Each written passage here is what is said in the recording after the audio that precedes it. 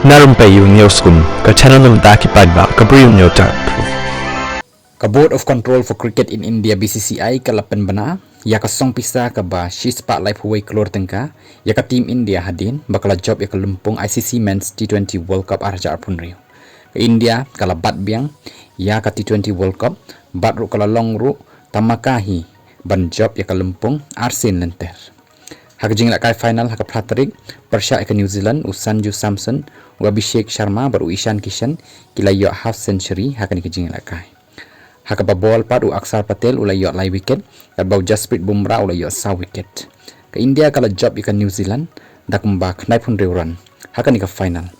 Bat ru ke balong ke final ke internet dah.